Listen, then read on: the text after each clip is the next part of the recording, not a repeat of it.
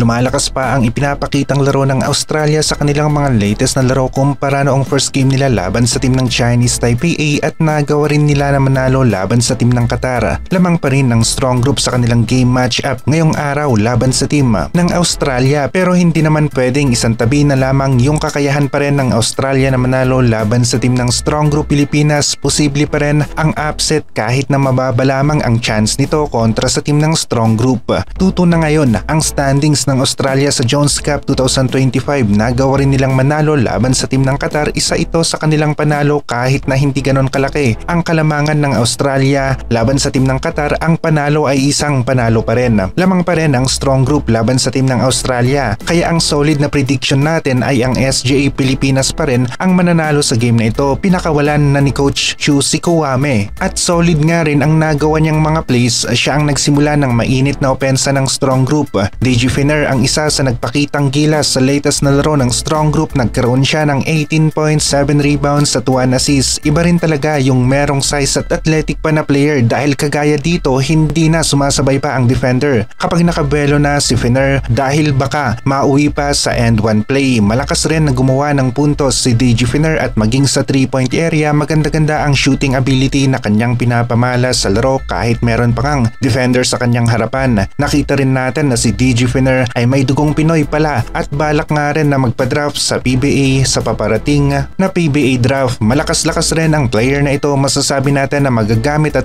siya ng team na magda-draft o makakakuha sa kanya sa PBA. Hindi lamang itong si DJ Finner ang gustong magpa-draft o ang may intensyon na sumubok nga na makakuha ng deal sa PBA at maging itong si Jason Brickman, isa ring Pinoy, ay balak nga rin na magpa-draft sa PBA ngayong taon. Malakas-lakas pa ang mga players na ito. Kakayanin pa ang 5 to 7 seasons na nasa high level pa rin ang kanilang laro at galawan at mataas pa rin ang pagiging competitive nila sa hardcourt. Hindi nga rin pwedeng pabayaan na lamang itong si Jason Brickman na nabibigyan ng ganitong espasyo, libreng-libre sa tres, at kung ganito nga ang sitwasyon, sobrang taas ng chance na pumasok ang kanyang tira dahil na rin sa nalilibre nga siya. Madali para kay Jason Brickman na iwan ang depensa at makagawa ng layup kagaya ng sa play na ito. Kung sa skills di kalibre pa rin na point guard, shooting guard itong si Jason Brickman, kaya naman lalakas nga ang backcourt ng PBA na team na magda-draft sa kanya o yung pipili nga sa kanya sa PBA draft.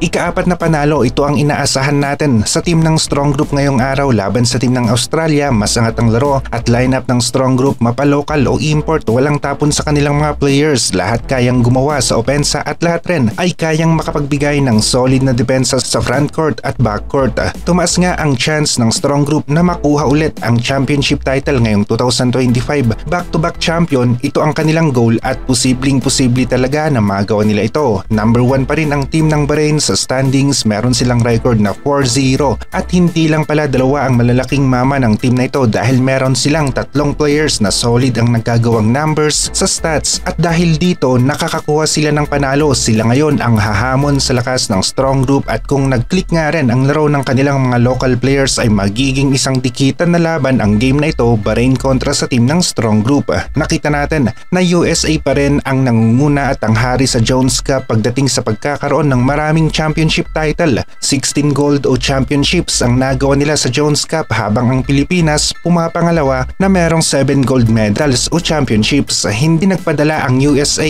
ng kanilang team ngayon dito sa Jones Cup 2025. Halos lahat nga ng mga teams ay imbitado at nasa kanila na yan kung magpapadala sila ng kanilang team para maglaro sa Jones Cup. Kung sakali lang na magpadala ulit ng team ang New Zealand, Lebanon, Mexico, West Germany at iba pa, ay masasabi natin na mas titindi at tataas pa ang level ng kompetisyon sa bawat laro dito sa Jones Cup.